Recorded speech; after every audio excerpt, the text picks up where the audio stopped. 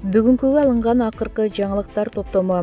Түштүк Корея лидери COVID-19 экинчи толкунун токтото албай жатканы үчүн элден кечирим сурады. Генерал Өмүрбек Суаналиев азыркы Садыр Жапаров менен Бакиевдер тууралуу пикирин билдирди. Новиков жубайы менен социалдык негизде ачылган ашканага барды. Финполдун мурдагы төрагасы Бакир Таиров тергөө абагына киргизилди. Мына ушул жана башка күндүн маанилүү жаңылыктары алдыдагы мүнөттөрдө толугу менен болмокчу. Новиков жубайы менен социалдык негизде ачылган ашканага барды. Премьер-министрдин милдетин аткаруучу вице-премьер-министр Артем Новиковдун жубайы менен Борбор калаадагы тамактануучу жайлардын биринде отурган сүрөтү социалдык тармактарда талкууланууда. Сүрөттө алар жупуну эле жайда отурганын көрүүгө болот. Көп өтпөй эле ал жер ден соолугунан мүмкүнчүлүгү чектелгендер тейлөө көрсөткөн. Соломон сэндвич тамактануучу жайы экени маалым болду. Ал жерде айрыкча тест татымдар даярдалып, кардарларга сунушталат. Дареге Сүйүнбаев 142 Огунбаев көчөсү менен кесилишет. Булак, Марал ФМ. Түштүк Корея лидери COVID-19 экинчи толкунун токтото албай жатканы үчүн элден кечирим сурады. Түштүк Кореяда бир суткада коронавирус жуктурган 1030 жаңы учур катталды. Бул пандемия башталгандан берки эң жогорку көрсөткүч. Батыш басылмаларынын маалыматына караганда, өлкөнүн президенти Мун Чжэ Ин абалды өтө оор деп баалап, бийлик COVID-19 экинчи толкунун токтото албай жатканы үчүн элден кечирим сурады. Жаңы учурлардын көбү Сеулдун аймагында катталууда. Буга байланыштуу бийлик чектөө чаралары азыркыдан да катаалдашы ыктымал экенин билдирди. Өкмөт мектептерди жабууга, 10 кишиден көп топтолууга тыюу салууга жана жумушка аралыктан иштөөгө мүмкүн болбогон кызматкерлердин гана баруусуна уруксат берүүгө ниеттенүүдө. Бүгүнкү күндө өлкөдө 50 кишиден ашык топтолууга, спорттук иш-чараларды өткөрүүгө тыюу салынган. Кафелер тамак ашты кардардын үйүнө жеткирип берип гана иштеп жатышса, ресторандар 21:00 жабылууда. Түштүк Кореяда пандемия башталгандан бери 42 миңден ашык кишиге коронавирус жугуп, 580 бейтап каза болду. Булак, Говорит ТВ. Кыргыз кызы Элес көркөм муз теби боюнча Австриянын чемпиону болду. 9 жаштагы Элес өлкөнүн бардык шаарынан келген 22 атааңдашынын ичинен суурулуп чыгып баш байгени багындырган. Элес Намазалиева көркөмдөп муз тебүү боюнча Австриянын чемпиону болду. Бул тууралуу маалыматты Спутник Кыргызстанга атасы Капар Намазалиев тастыктады. Анын айтымында өлкө чемпионаты 10-12 декабрь күндөрү Ленц шаарында өткөн. Элес Австриянын бардык шаарынан келген 22 атааңдашынын ичинен суурулуп чыгып, баш байгени багындырган. Кызым мектеп курагындагылар категориясында катышты. Анын атааңдаштары өзүнөн 2-5 жашка чейин улуу эле.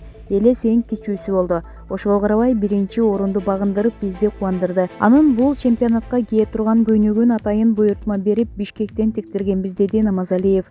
Элес Намазалиева 9 жашта. Көп жылдан бери ата-энеси менен Австриянын Линц шаарында жашайт. Ал 2015 жылдан тарта муз аянтына чыгып, өз өнөрүн өркүндөтө баштаган. Учурда көркөмдөп муз тебүү боюнча Австриянын курама командасынын мүчөсү. Буга чейин Элес Австрияда облустар аралык чемпионатта биринчи орунду, спорттук клубтар арасындагы чемпионатта дагы баш байгени, Хипполит кубогунда экинчи орунду алган. Мындан сырткары ал 2016 жылдан тарта ушул сыяктуу бир топ конкурстардын алдыңкы орундарды ээлеп, Хорватия, Италияда да барып, эл аралык сынактарга катышкан. Булак, Спутник KG сайты. Финполдун мурдагы төрагасы Бакир Таиров тергөө абагына киргизилди. Экономикалык кылмыштарга каршы күрөшүү кызматынын мурдагы төрагасы Бакир Таиров УКМКнын тергөө абагына киргизилди. Бул тууралуу Бишкектин 1-май райондук сотунун маалымат кызматы кабарлады. Билдирмеге караганда анын баш коргоо чарасы каралып, соттун чечими менен 2021 жылдын 2-февралына чейин камакка алынган.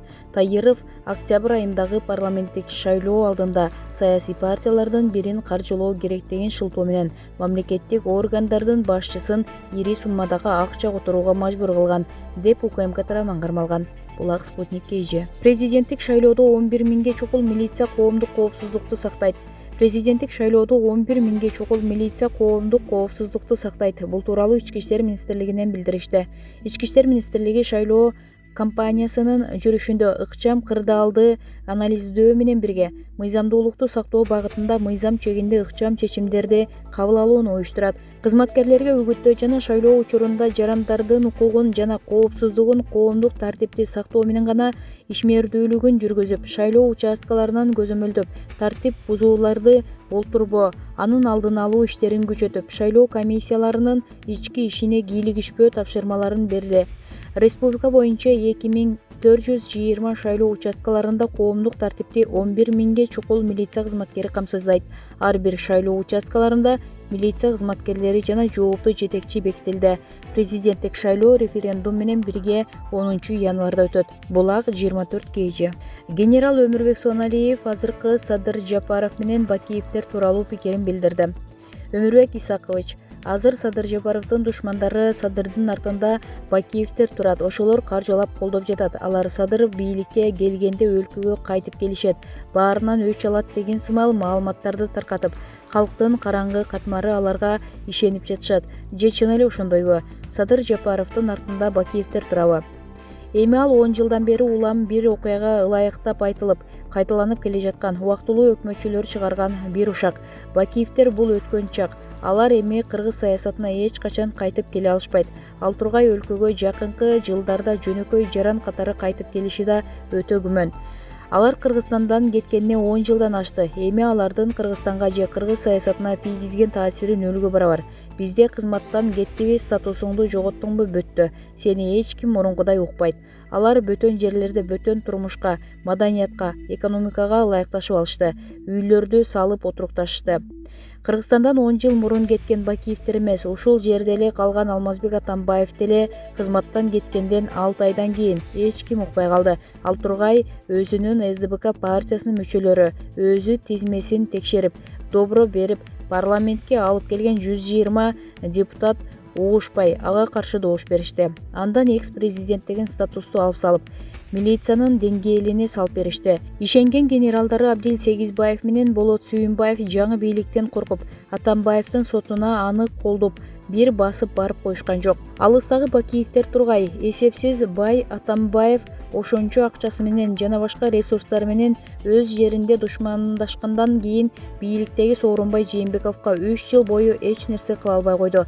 Эгер 5 октябрда мекенчилдер жана башка саясий күчтөр биригип кетип, Жээнбековду кызматтан кетирбесе, Атамбаевдин колунан эч нерсе келбейт болчу. Экс-президенттер Акаев да, Бакиев да, Атамбаев менен Жээнбеков да мындан кийин да кыргыз саясатына олуттуу таасир бере алышпайт.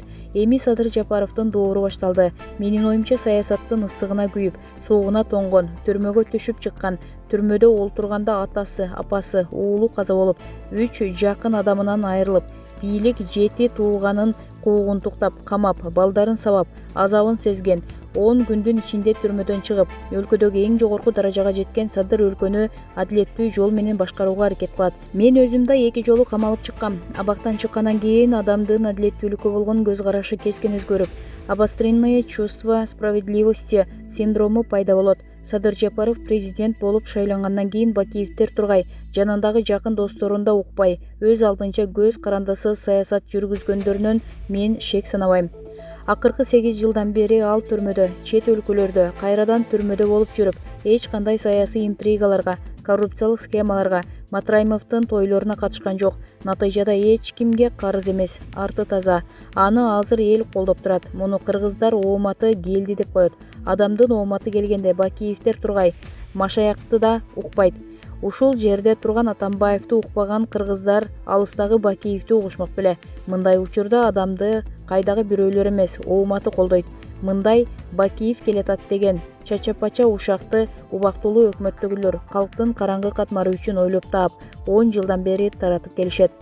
Булак Кыргыз Today KG.